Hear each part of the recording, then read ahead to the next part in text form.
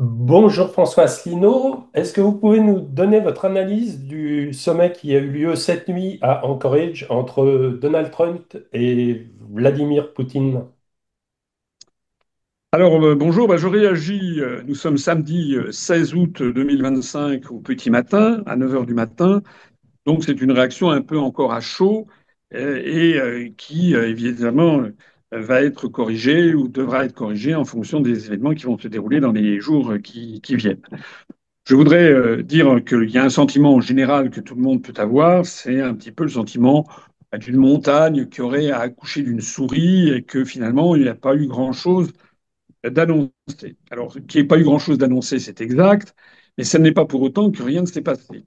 Et ce que je pense, c'est qu'il y a actuellement des forces agissantes très puissantes, euro-atlantistes, de l'État profond américain, qui en fait en font tout leur possible pour empêcher qu'il y ait un rapprochement entre les États-Unis et la Russie, pour empêcher que la Russie réintègre la scène diplomatique, sinon mondiale, du moins occidentale, puisque en termes mondiaux, la Russie n'est pas du tout isolée. Il y a donc des forces qui sont là pour essayer d'empêcher qu'il y ait la paix en fait en Ukraine et qui veulent continuer à faire la guerre. Je rappelle d'ailleurs au passage que le cours boursier des grandes entreprises de l'armement, notamment en Allemagne, avec Rheinmetall par exemple, a beaucoup baissé avec l'annonce de cette rencontre. Donc il y a derrière des intérêts sordides du complexe militaro-industriel, de l'État profond, notamment américain, des forces euro-atlantistes, qui ne veulent pas qu'il y ait la paix, qui veulent que la guerre se poursuive. Alors ceci étant posé, je pense que un diplomate chevronné, voyant ce qui s'est passé, garderait le calme des vieilles troupes et ferait remarquer qu'il y a quand même eu deux acquis très importants dans ce sommet. Le premier, c'est qu'il a eu lieu, c'est-à-dire que Vladimir Poutine s'est rendu sur le sol des États-Unis d'Amérique. Alors certains se sont étonnés que les États-Unis ne l'aient pas arrêté puisqu'il y a un mandat d'arrêt contre Poutine qui a été lancé par la Cour pénale internationale. Je rappelle au passage que la Russie n'a pas reconnu le statut de Rome, la Cour pénale internationale, mais les États-Unis non plus. Voilà. Donc ça fait partie. Il y a un certain nombre de pays dans le monde qui n'ont pas reconnu la jurisprudence de la CPI. C'est pareil pour Israël d'ailleurs. Et donc, lorsque Poutine se rend aux États-Unis, il n'y a aucune raison pour que les États-Unis arrêtent Poutine. Alors, premièrement, le sommet a eu lieu.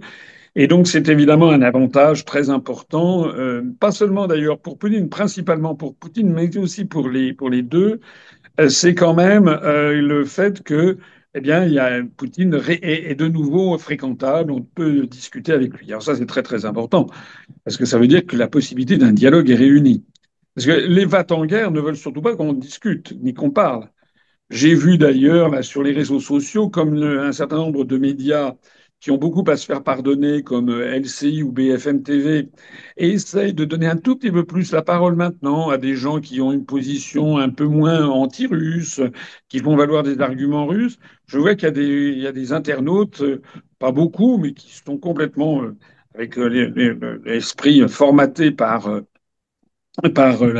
l'idéologie de soutien à l'Ukraine, etc. Il y en a qui se scandalisent que l'on donne si peu que ce soit la parole à l'autre partie. Donc ça, ce qui est important, c'est que Trump a bravé un interdit. Et moi, je trouve quand même que c'est très courageux de la part de Trump, c'est d'avoir rencontré Poutine, de l'avoir reçu sur le sol américain. D'ailleurs, vous avez vu, il s'est mis en frais lorsqu'il y a eu cette scène qui était chorégraphiée en fait, avec les deux avions qui étaient non loin l'un de l'autre sur l'aéroport d'Anchorage. Il y avait eu un top départ qui a dû être donné pour que les deux chefs d'État descendent à peu près au même moment de leur avion avec un petit avantage à Trump parce que c'est Trump qui devait arriver le premier à la croisée des, euh, des, des tapis rouges. Lorsque donc Trump a attendu quelques instants, une quinzaine de secondes, une vingtaine de secondes que Poutine arrive à sa hauteur. Et lorsque Trump a vu arriver Poutine, il l'a applaudi comme ça des deux mains. C'est quand même tout à fait étonnant. Ils ont eu ils se sont serrés la main de façon très cordiale. Ils ont échangé quelques mots. Et puis ensuite, Trump a proposé à Poutine de monter dans sa voiture, ce qui n'était pas prévu au programme, puisque les Russes avaient envoyé la voiture blindée de Poutine à Anchorage. Là, il y avait la voiture blindée de Trump. Trump a proposé à Poutine de monter dans sa voiture, ce qu'ils l'ont fait. Donc, on peut dire qu'il y a eu un accueil cordial et que rien que ça, c'est déjà fondamental. Parce que je rappelle quand même que Poutine a été présenté dans les médias occidentaux comme rien moins que la réincarnation d'Adolf Hitler, enfin à peu près. Hein. J'ai pas inventé que certains le surnomment Putler. Bon. Donc ça, c'est un premier point, c'est qu'un dialogue a été renoué. C'est ça qu'en diplomatie, on regarde.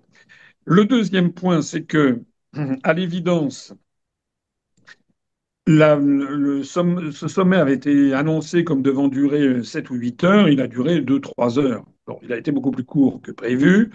Et puis, il devait y avoir une conférence de presse à l'issue. Et ben, il y a eu une conférence de presse, mais réduite presque à sa plus simple expression, puisqu'il y a eu en fait deux discours parallèles de Poutine et de Trump qui se sont échangés des amabilités, mais il n'y a pas eu de questionnement avec des journalistes qui auraient posé des questions gênantes, il n'y a pas eu de réponse, etc.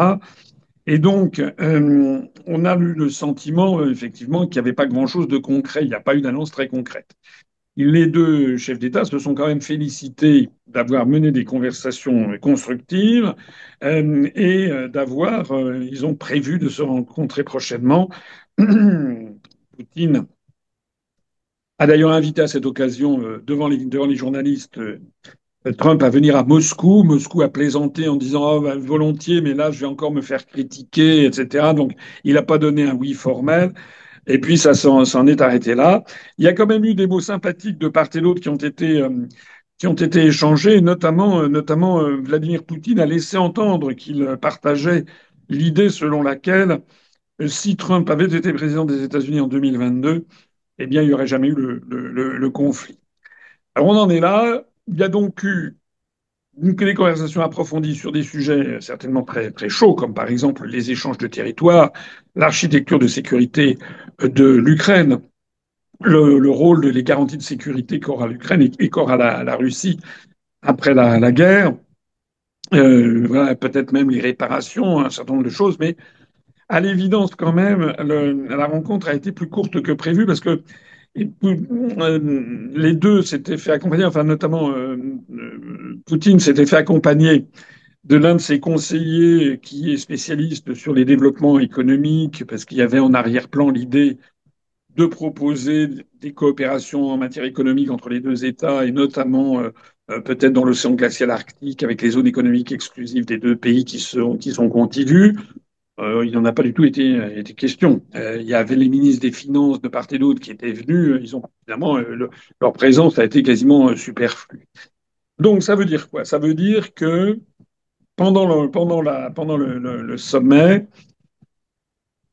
il y a quelque chose qui a dû se passer au début, peut-être dans la voiture de Trump, puisque normalement il était prévu qu'il y ait un entretien en tête-à-tête.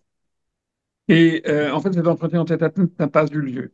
Ils ont commencé tout de suite un format 3 plus 3, c'est-à-dire les deux présidents, les deux ministres des Affaires étrangères et les deux conseillers. Écartés ont été les ministres de la Défense, le ministre des Affaires économiques, etc. Eux, ils n'ont pas pris part à ce débat 3 plus 3. Le, Trump avait dit, avant d'arriver, qu'il saurait en 5 minutes ce qu'il fallait en penser. Je suis donc enclin à penser, je peux me tromper bien entendu, mais je suis enclin à penser qu'au cours des quelques minutes, peut-être un quart d'heure qu'ils ont passé ensemble en voiture, le temps de rallier depuis l'aéroport d'Anchorage, de rallier la réunion, la base militaire où ça devait se tenir le sommet, je pense qu'ils ont dû avoir quelques conversations très, très franches. Et je pense que donc Trump a pu mesurer que Poutine ne varierait pas d'un iota, pas d'un pouce, sur toute une série de sujets, qu'il n'accepterait pas un cessez-le-feu comme ça en préalable, parce que Poutine sait très bien qu'un cessez-le-feu préalable signifierait permettre à l'Ukraine de refaire ses forces militaires pour mieux contrebattre l'armée russe qui progresse beaucoup en ce moment. Voilà, donc il n'est pas bête. Donc je pense que Trump a dû se rendre compte que Poutine ne transigerait pas sur cette affaire, que Poutine ne transigerait pas sur les républiques du Donbass et puis Kherson et Zaporijie, ni la Crimée bien sûr, que Poutine ne transigerait pas sur le fait que l'Ukraine ne doit pas entrer dans l'OTAN. Voilà. C'était assez prévu. Et donc je pense que Trump a dû se dire bon ben puisque c'est comme ça, je vais on va essayer de discuter un petit peu le coup et après je vais refiler le bébé à Zelensky et aux Européens. Je crois qu'à ce point de vue, à ce niveau de l'analyse, il faut bien préciser quand même que les deux chefs d'État ne sont pas du tout dans la même situation. D'abord, la guerre en Ukraine a éclaté du fait de l'autorisation de Biden. C'est Zelensky et Biden qui ont entamé cette affaire, et auparavant Obama, puisque les prémices de cette guerre remontent au Maïdan de 2014. Donc, il ne faut jamais oublier ça. Trump, il prend une situation qu'il n'a pas créée et dont il regrette justement qu'elle soit comme elle est. Lui, il dit que s'il avait été à la Maison-Blanche, cette guerre n'aurait jamais éclaté.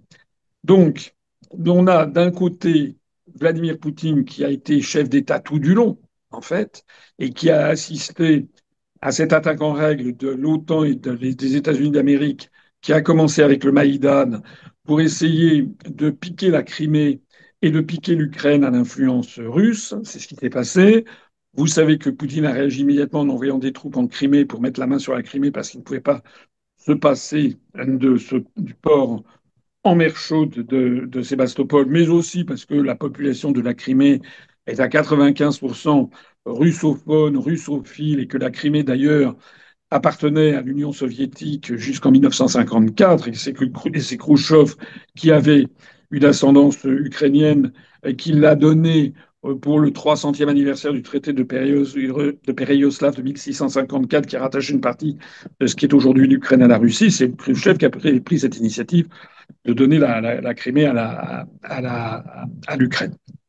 Donc, Poutine a réagi en mettant la main sur la Crimée dès 2014, dès l'affaire du Maïdan, et puis ensuite, vous connaissez l'histoire avec le bombardement des populations russophones du Donbass, opéré par les forces de Kiev, et notamment ensuite par le président Zelensky, qui avait été élu justement pour faire la paix.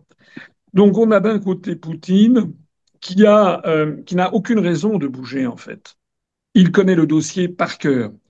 Son ministre des Affaires étrangères, Lavrov, il est ministre des Affaires étrangères depuis quasiment un quart de siècle. C'est l'un des meilleurs ministres des Affaires étrangères du monde entier. À mon avis, le meilleur, le plus expérimenté, qui connaît tout le monde, qui connaît tous les détours et retours de la diplomatie mondiale, il n'a pas besoin de changer. On a d'ailleurs remarqué qu'il était arrivé avec un sweatshirt me frappé du logo URSS, enfin CCCP en russe, ce qui montre quand même une volonté de ne pas passer sous les fourches codines des États-Unis pour bien affirmer que la Russie aujourd'hui est l'héritière de l'URSS.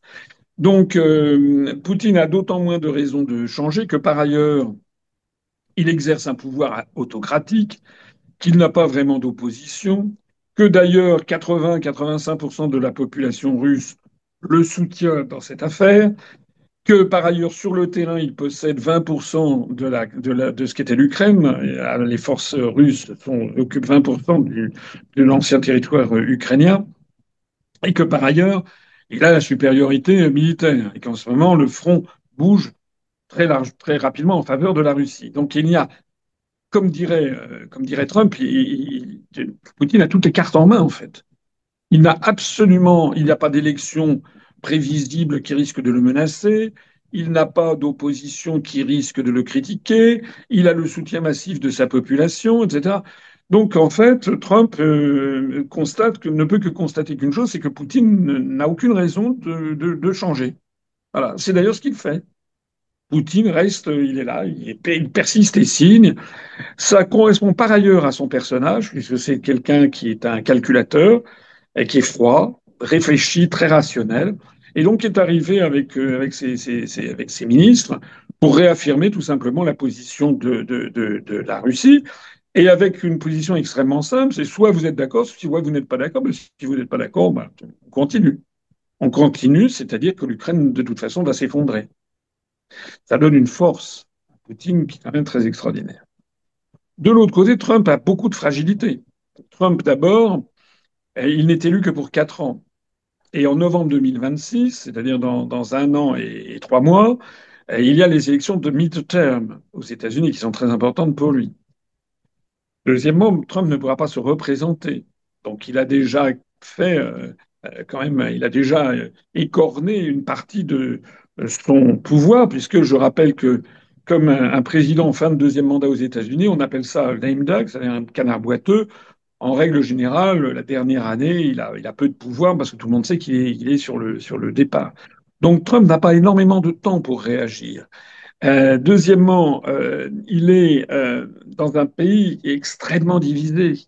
Le pouvoir est polycentrique aux États-Unis. Il a contre lui l'État profond américain, j'en parlais tout à l'heure. Il a contre lui le complexe militaro-industriel. Il a contre lui le Parti démocrate, le lobby LGBT. Il a contre lui le lobby du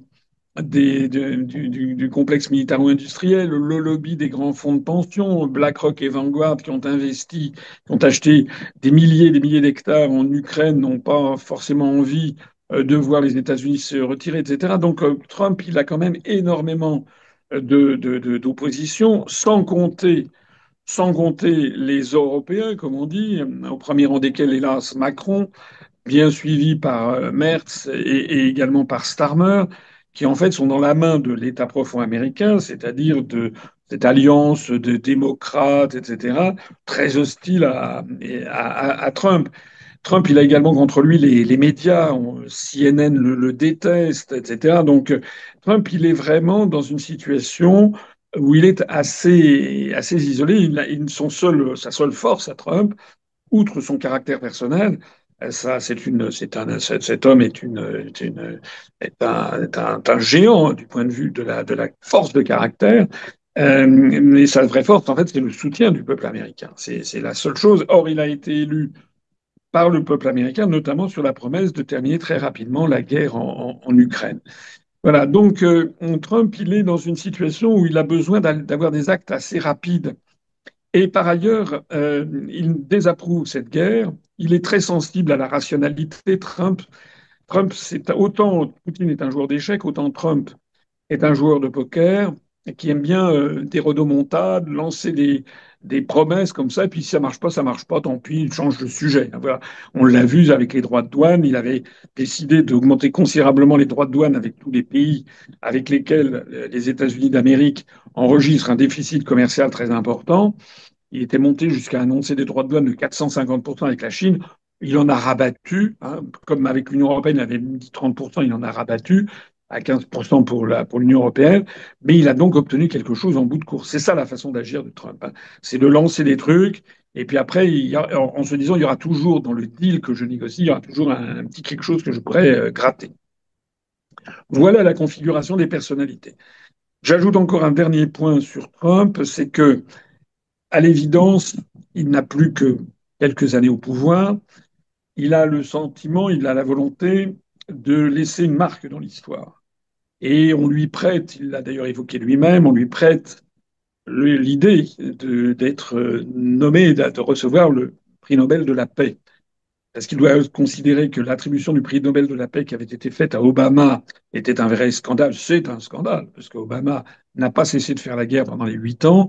Lui, Trump, c'est quand même quelqu'un qui fait très fort, puisque au cours des dernières semaines, il a, sinon réglé, du moins il a arrêté la guerre entre Israël et l'Iran. Il l'a appelé la guerre des 12 jours. Il est intervenu militairement. Il a fait des frappes contre l'Iran, mais des frappes qui étaient calculées pour que finalement ça n'endommage pas trop le potentiel iranien et que ça ne le brouille pas totalement avec le régime iranien. Donc il a mis un terme avec la guerre des 12 jours à la guerre entre Israël et l'Iran. Deuxièmement, il a tué dans l'œuf quasiment le début de guerre qui commençait entre la Thaïlande et le Cambodge sur des conflits frontaliers. Et puis, troisièmement, le président Trump a reçu à la Maison-Blanche récemment, c'était le 8 août, il a reçu le président de l'Arménie et le président de l'Azerbaïdjan, et il a mis un terme, alors peut-être provisoire, mais enfin, il a quand même mis un terme à un conflit qui dure depuis 37 ans, qui est celui de l'enclave du Nakhichevan, l'enclave azerbaïdjanaise, qui est séparée du territoire principal par une langue de terre de l'Arménie. Et Trump a obtenu un accord donc des deux présidents pour qu'il y ait une espèce de corridor, le corridor Trump, hein, de Zagezurk, qui est le corridor de Trump pour la paix, qui va être cédé à bail amphithéotique pour 99 ans par l'Arménie aux États-Unis d'Amérique, qui disposera de soldats américains non loin de la frontière avec l'Iran, soit dit en passant, et qui permettra à l'Azerbaïdjan de circuler de son enclave vers le territoire principal de l'Azerbaïdjan librement, tout en restant la propriété foncière restant au bout du compte à l'Arménie, même si c'est loué aux États-Unis. Voilà. Alors c'est un montage un peu baroque, qui ne plaît pas du tout d'ailleurs à l'Iran, mais enfin ça c'est un autre sujet. En tout cas, force est de constater qu'au cours des derniers mois, même des dernières semaines, Trump a réussi premièrement donc à couper court à la guerre, à arrêter la guerre Israël-Iran, à couper court au conflit entre la Thaïlande et le Cambodge et à régler un problème qui était pendant depuis 37 ans entre l'Arménie et l'Azerbaïdjan. Même si tout ceci peut redémarrer, c'est entendu, mais c'était quand même très impressionnant. C'est d'autant plus impressionnant qu'un certain nombre de voix commencent à s'élever maintenant dans le monde pour proposer à Trump ce qui est son rêve secret, il l'a dit, d'avoir le prix Nobel de la paix pour ainsi donc damer le pion à Obama qui avait obtenu le prix Nobel de la paix d'une façon absolument scandaleuse puisqu'il n'a pas arrêté de faire la guerre.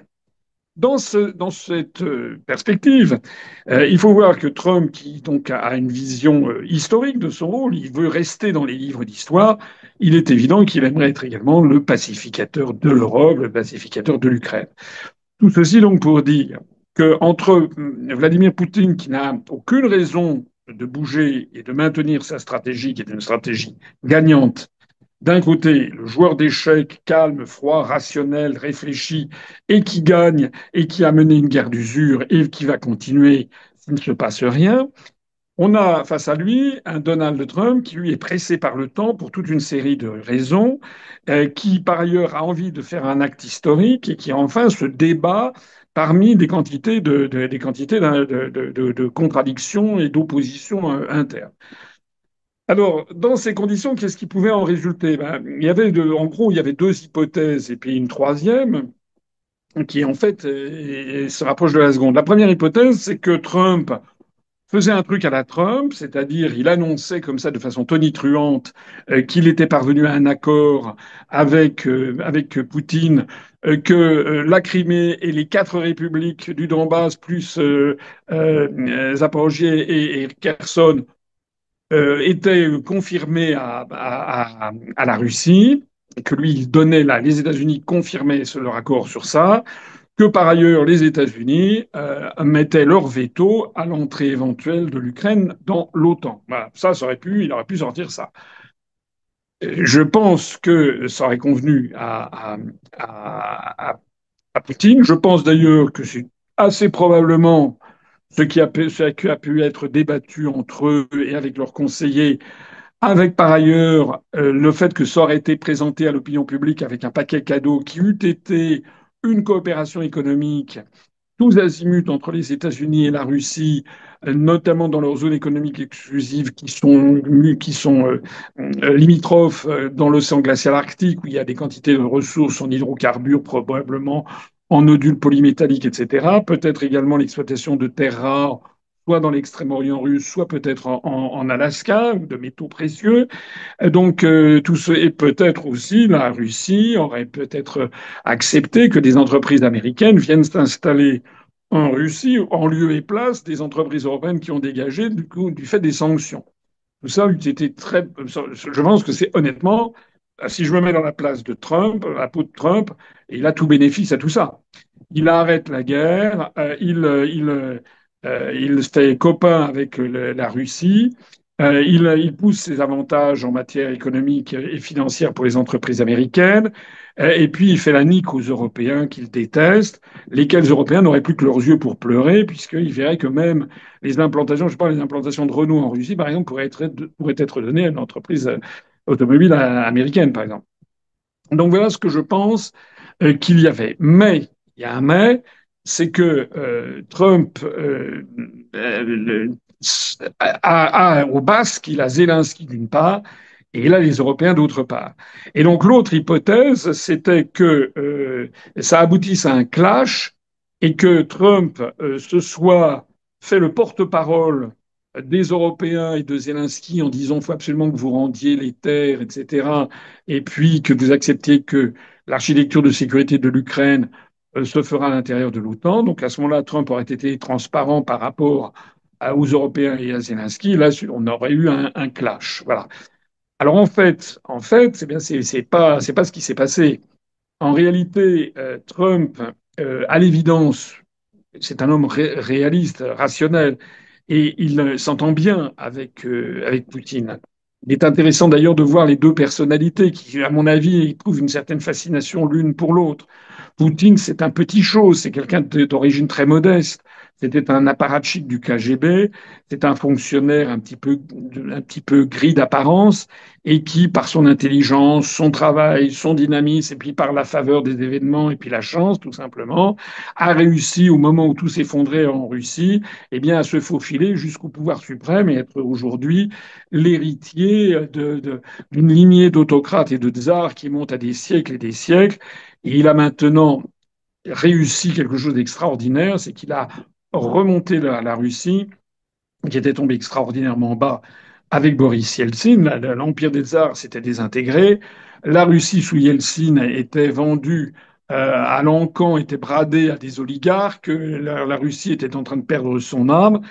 Et Boris Yeltsin est d'ailleurs l'un des personnages de la vie politique contemporaine russe les plus détestés par le peuple russe, à égalité avec Gorbatchev. Il ne faut pas se tromper. Les Russes n'apprécient pas non plus Gorbatchev.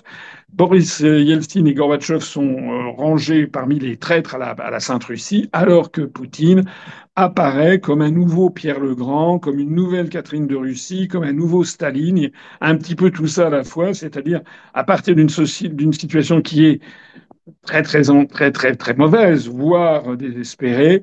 Il arrive à remonter tout ça et il a fait, en l'espace de 25 ans, d'un quart de siècle, il a fait repasser la Russie qui était tombée au fond du trou, l'a fait repasser au tout premier rang mondial, la première armée mondiale sur certains aspects, en matière économique, en matière de dynamisme industriel, d'intelligence artificielle, etc. Et en matière de rayonnement planétaire, il fait vraiment de très très gros succès. Donc je pense que Trump est tout à fait fasciné par cette personnalité de Poutine, qui restera comme un homme historique. Trump doit avoir le sentiment qu'il a en face de lui Staline et un mélange de Pierre le Grand et de Staline, quoi. Voilà. Et donc il y a cette fascination. Et aussi par le fait que Poutine est un homme éminemment intelligent, c'est un homme très rationnel, c'est un homme qui ne se paye pas de mots. Voilà, il est évident que Trump déteste les dirigeants européens, et à commencer par Macron. Trump, il l'a dit d'ailleurs, enfin, il a dit les mots les plus durs vis-à-vis de Macron, quand il a dit que Macron, tout ce qu'il touche, se transforme en merde. Enfin, c'est quand même incroyable de dire ça, mais c'est la réalité. Trump méprise profondément les dirigeants européens parce qu'ils ont été sélectionnés par l'État profond américain, le camp démocrate, etc., etc., tous ses opposants à lui, Trump. Et puis Trump considère que Macron est une fausse valeur par excellence, c'est un abruti, ce qui est l'avis de beaucoup de Français, et le mien aussi, c'est quelqu'un qui n'est que dans le baratin, mais qui tout ça n'est que de la poudre aux yeux, il n'y a aucune réflexion stratégique, et puis il vit dans le mensonge permanent. Macron, c'est quelqu'un qui vit en permanence dans le mensonge, alors que Trump, il a face à lui quelqu'un d'extrêmement rationnel, et qui vit dans la réalité la plus brutale des rapports de forces internationaux. Et puis la réciproque est vraie, c'est-à-dire je pense que Poutine est quand même fasciné par Trump, parce que Trump, alors lui, c'est tout à fait autre chose. C'est un multimilliardaire, fils de gens richissimes, qui n'a pas dilapidé la fortune dont il avait hérité, mais il l'a fait prospérer.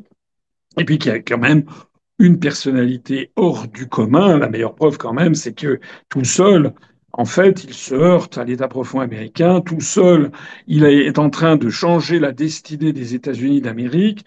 Il se heurte à des obstacles absolument colossaux. Il a réchappé à des tentatives d'assassinat. Je rappelle quand même qu'à Philadelphie, c'était il y a un an, il s'en est suffi de quelques millimètres pour que la boîte crânienne de Trump explosât. Hein. Donc tout ça, Poutine, il le voit bien.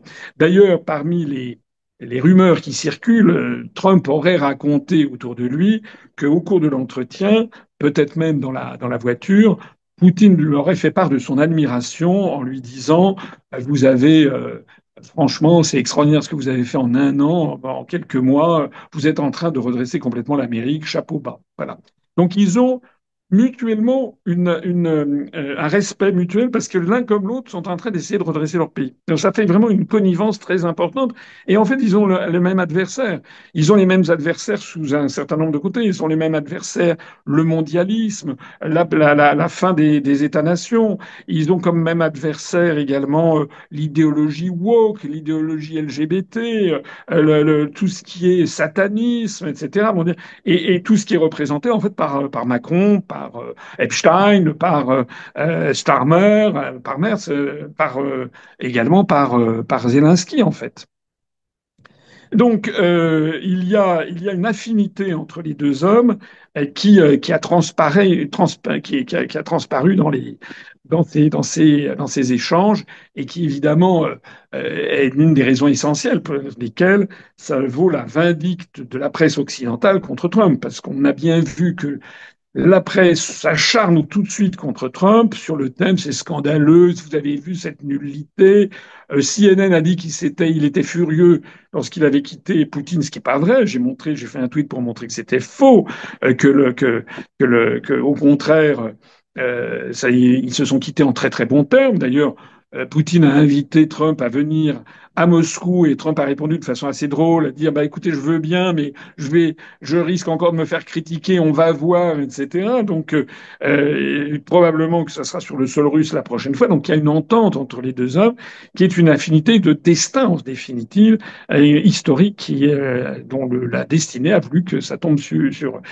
Il n'y a pas eu aussi seulement une affinité d'ailleurs de destin sur la remontée, il y a aussi quelque chose qu'il ne faut pas me négliger, c'est l'aspect, j'en parlais du satanisme, c'est l'aspect théologique.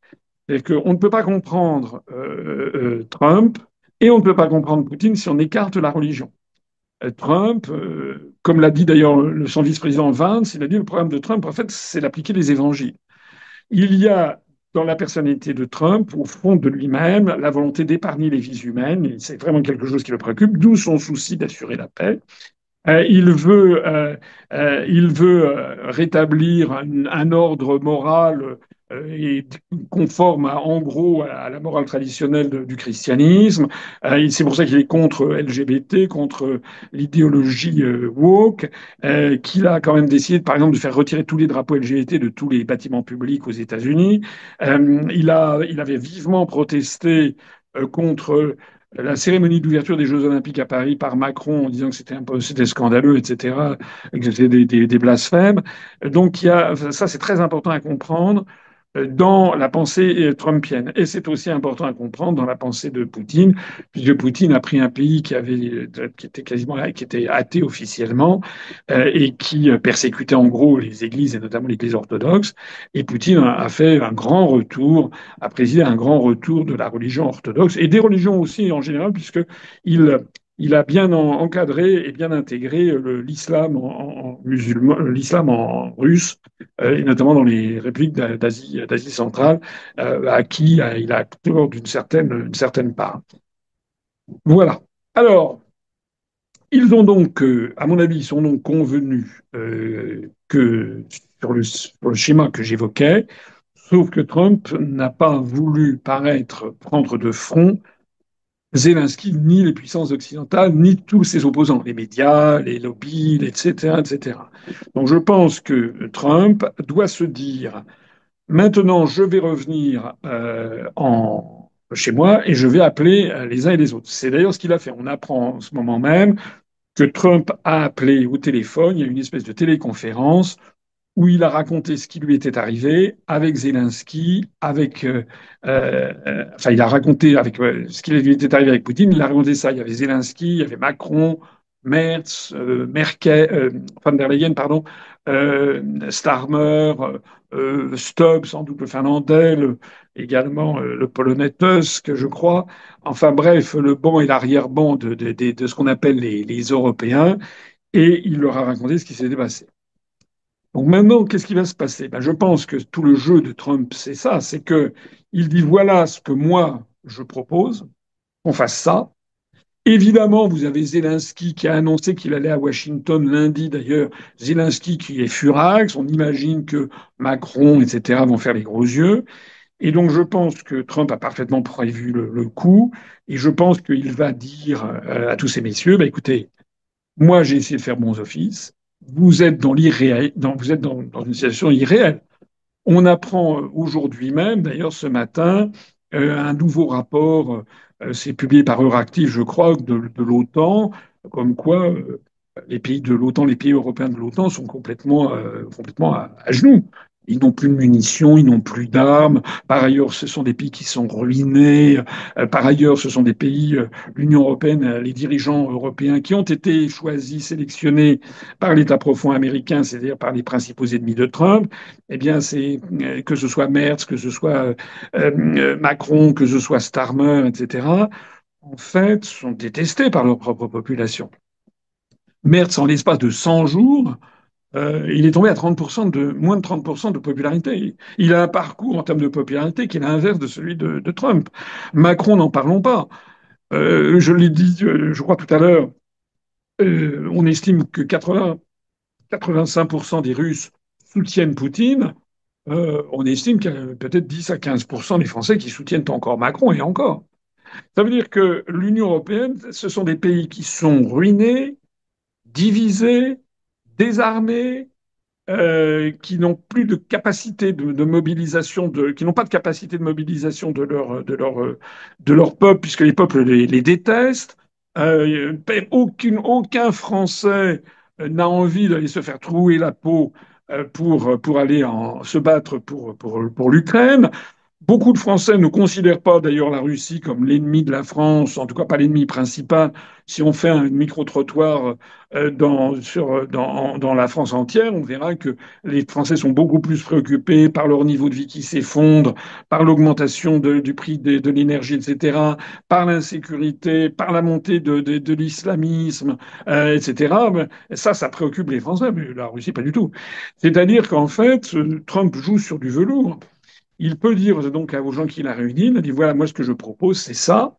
Maintenant, à vous de jouer. Soit vous êtes d'accord et on y va et on fait la paix. Et moi, j'aurai on pourra refaire du développement économique. Soit vous n'êtes pas d'accord à ce moment-là. Ben moi, je retire les États-Unis d'Amérique. Moi, je suis là. Les Américains ne veulent plus payer. On a donné déjà des centaines de milliards de dollars.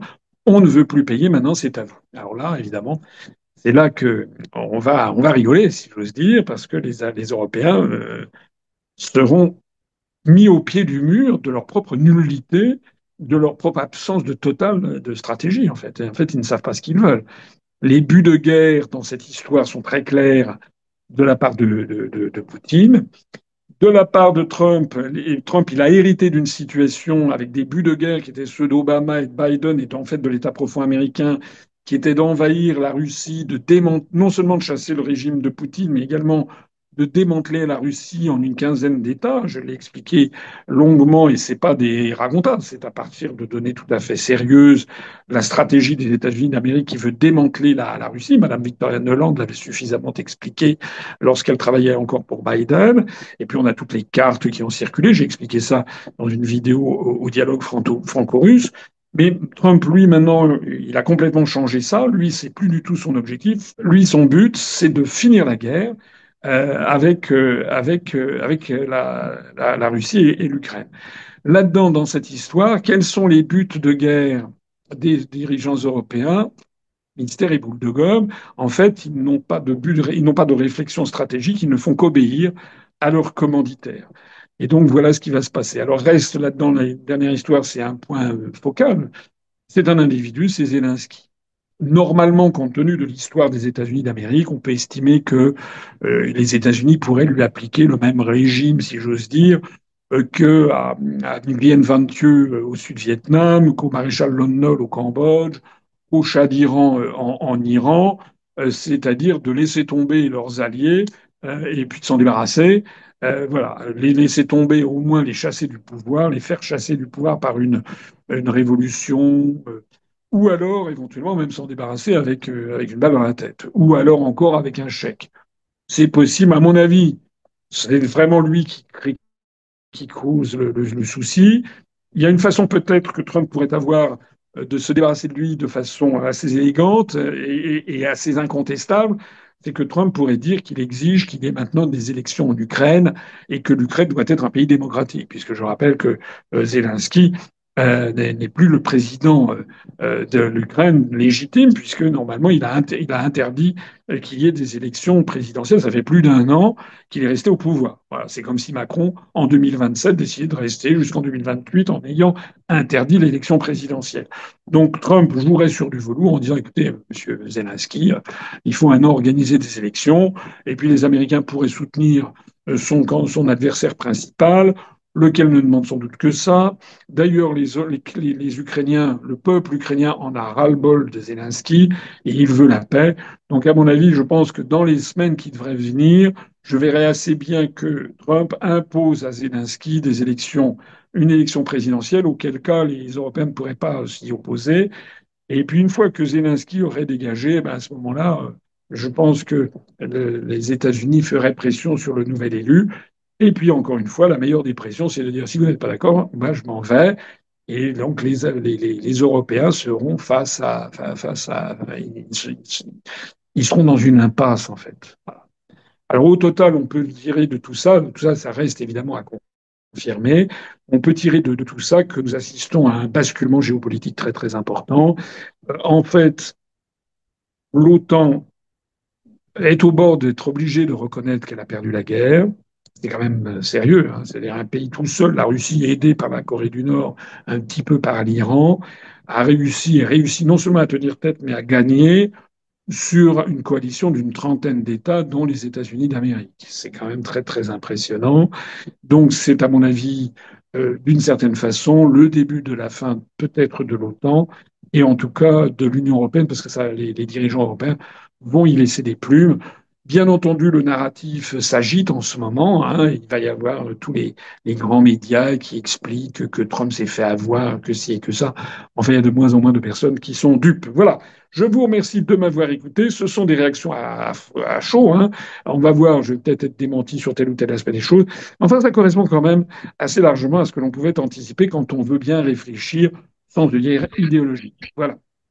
Vive l'UPR et vive la France. Merci de soutenir l'UPR pour continuer le travail d'émancipation entrepris depuis 18 ans par François Asselineau. Vos dons sont essentiels, votre mobilisation aussi.